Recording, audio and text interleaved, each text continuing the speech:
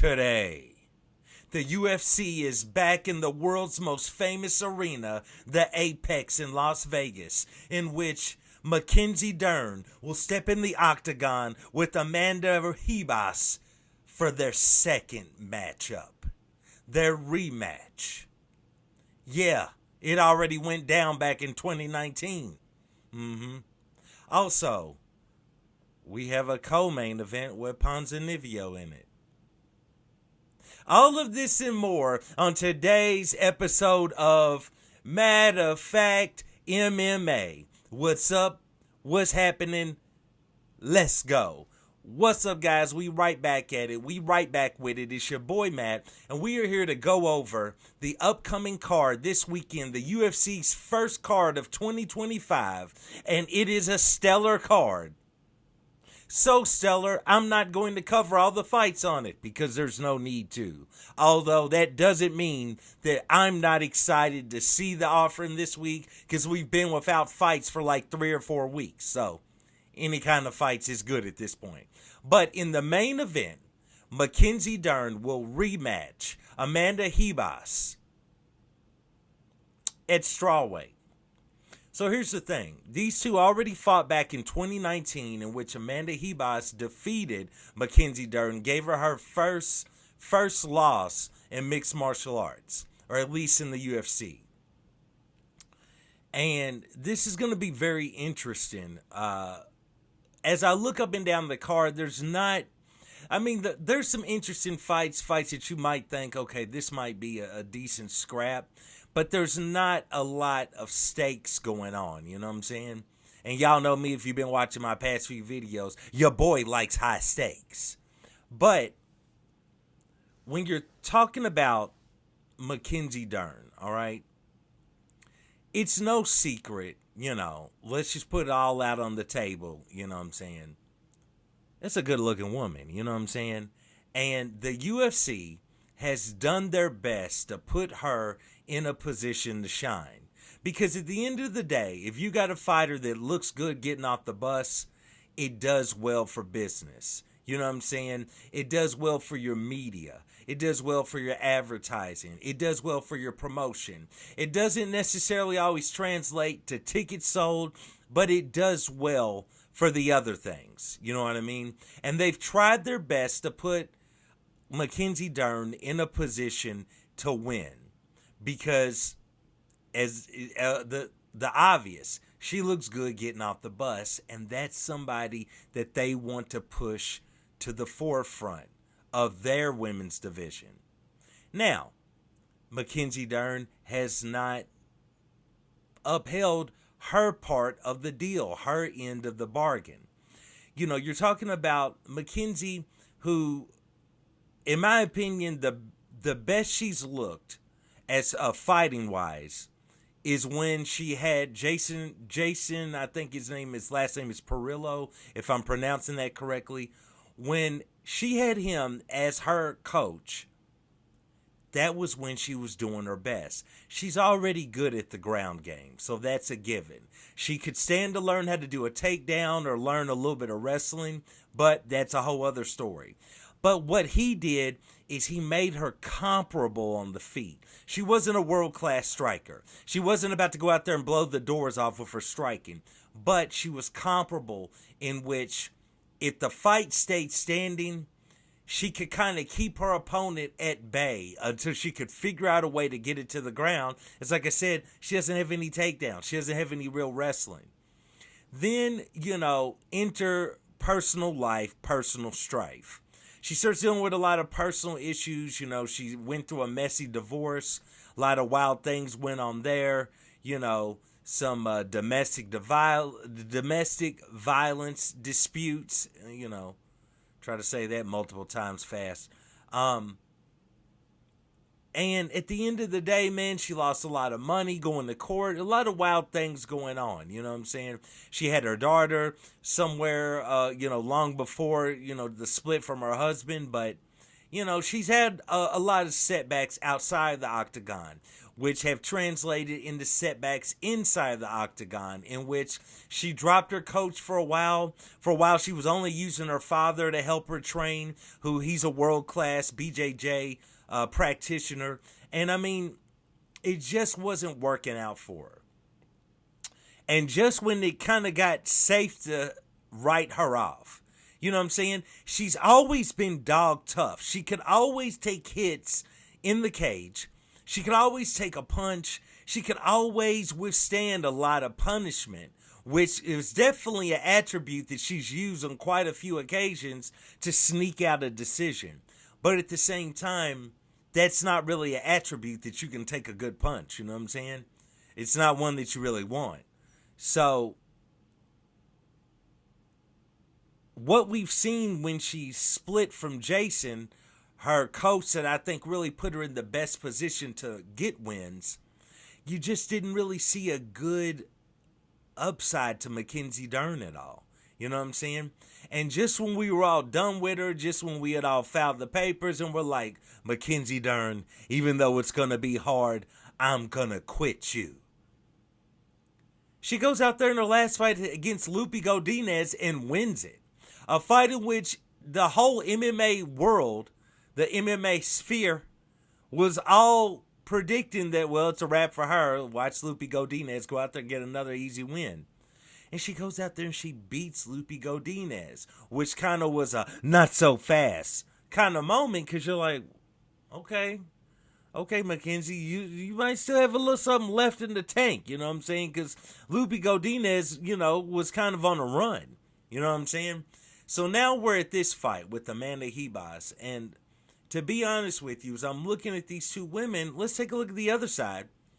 Amanda Ribas, I've said on multiple videos, takes way too much damage. Way too much damage. Now, this fight is going to be at strawweight. Amanda Ribas kind of goes back and forth between strawweight and flyweight. But, dude, she takes way too much damage. And she just doesn't have good defense at all when it comes to striking. And her little, I don't know. Like every time she evades one strike, she postures and throws her hands up high like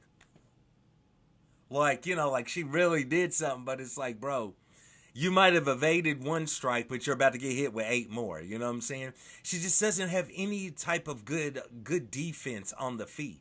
So with that being said, I've been preaching for a long time she needs to adopt some sort of defense because she's taking way too much damage. And it's only a matter of time before her chin goes, you know what I'm saying?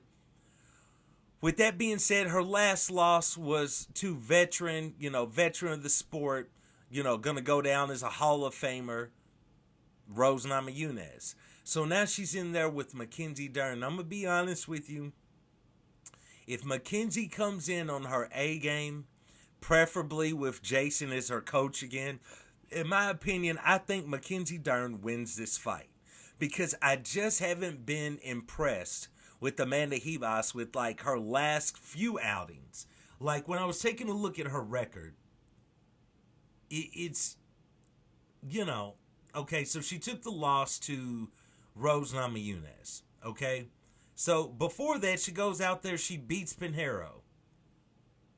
Before that, she took a loss to Macy Barber. Before that, she barely defeated Vivian Araujo. You know what I'm saying? And before that, she was getting worked by, I believe her name is Caitlin Seminara now, but formerly known as Caitlin Chukagian.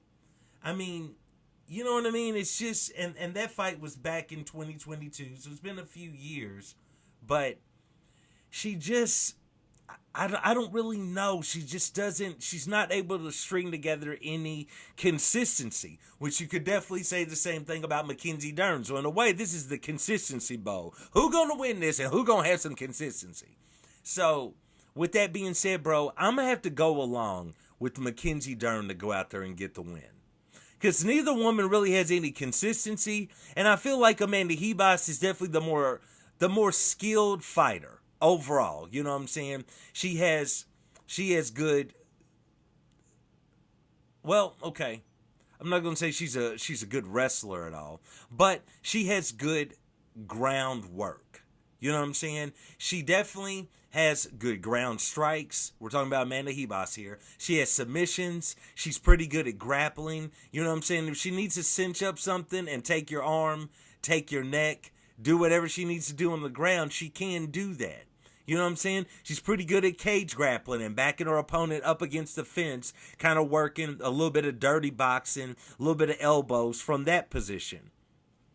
On the feet, in my opinion, she's just not the best. Because on the feet, that's when she's in danger. That's when she's in danger of getting caught. Now she's in there with Mackenzie Dern, who's not the best on the feet.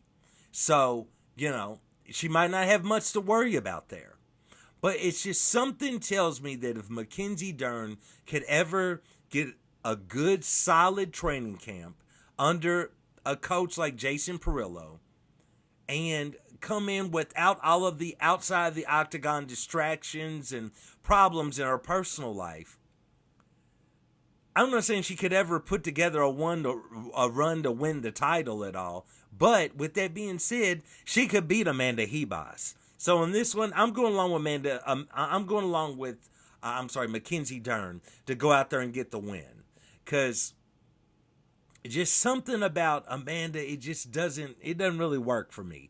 I'm not really sure what it is, but it just doesn't really work. And I think that if Mackenzie Dern can string together some sort of a few strikes on the feet that would kind of give Amanda Ribas pause that maybe she might want to take this to the ground. Because, she's a credentialed ground artist herself. You know what I'm saying? BJJ practitioner. So, with that being said, this could play out on the ground. And if it plays out on the ground, I got to go along with Mackenzie Dern. But we'll see how it goes. But for this one, I'm going to go along with Mackenzie Dern. Now, I'm going to be real with you. We're not going to go over a lot of these fights on this card. Just a few that intrigued me. So, that was one of them. I got Mackenzie Dern all day. What a statement to say, if that was only true. Anyway, in the co-main event, we have Santiago Ponzinibbio stepping in there with Carlston Harris.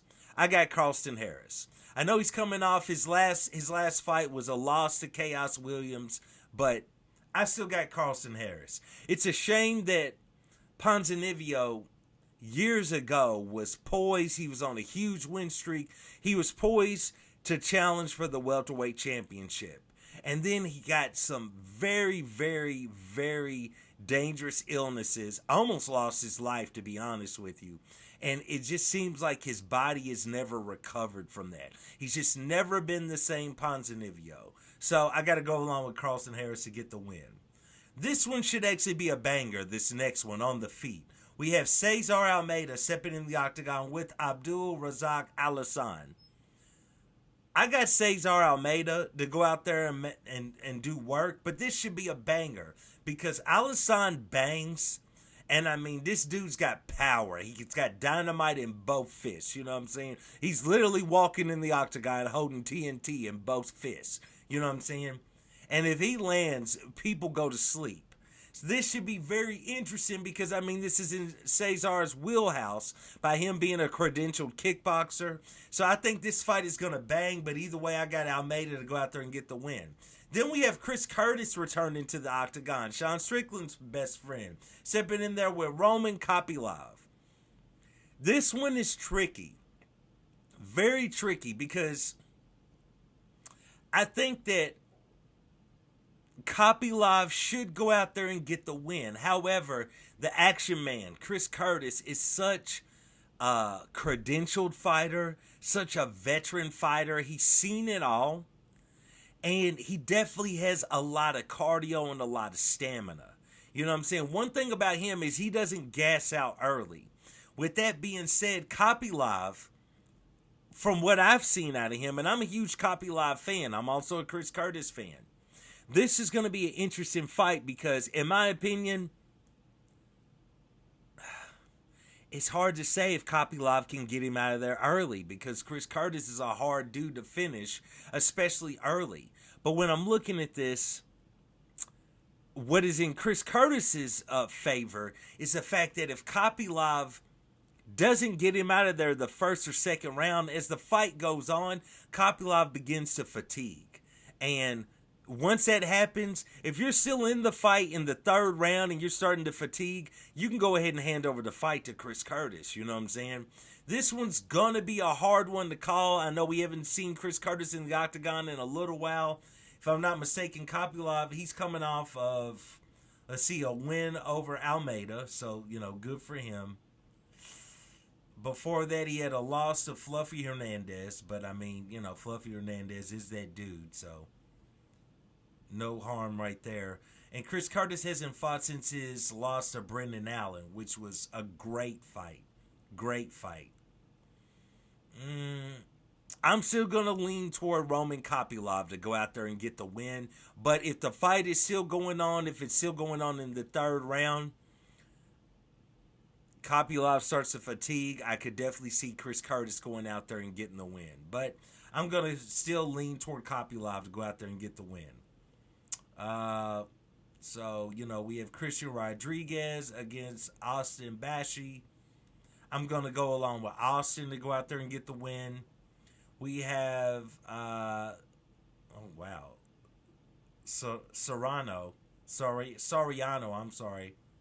Puna Soriano coming back against Uros Medic. I got Euros. It's still shocking that Soriano is still in the UFC, to be honest with you. Only other fight that I really seriously want to take a look at, there's a couple of fights that are definitely going to be scraps. Thiago Moises versus Trey Ogden. Trey Ogden's kind of been on a run. That should be a little scrap, man. But I really want to see what's going to happen with Jose Johnson. He's stepping in there with Felipe Buniz, and I think this is going to be a very interesting fight on the feet, man. Very interesting fight. So those are a couple of the fights. I'm for that one. If I didn't say, I'm going to go along with Jose to get the win, but we will see how all these fights turn out. Everyone tune in and tune out, because we ain't had no fights in about 3 or 4 weeks. So this should be interesting. Finally get back into watching a few cards. But I think we're all just kind of sitting around waiting for the Makhachev card coming up a little bit more toward the end of the month. But we will see how it all plays out, man. But in that main event, I got Mackenzie Dern. So we will see how it plays out, man. Mackenzie Dern versus Amanda Ribas. I got Mackenzie Dern. We will see how all this goes. It goes down this Saturday in the world-famous Las Vegas Apex Arena. We will see how this plays out. UFC's first offering of the year. Not a lot of big names on this card, but hopefully they can deliver some scraps. So I really appreciate all the love, all the support, all of the great comments and everything here recently. So once again, I do want to thank you guys, for checking out my videos and all of the kind things. And shout out to all the South Africans out there who have been tremendous for my channel. So once again, I do want to thank you guys for joining me for another episode of Matter of Fact MMA. And I'll check you next time. Peace.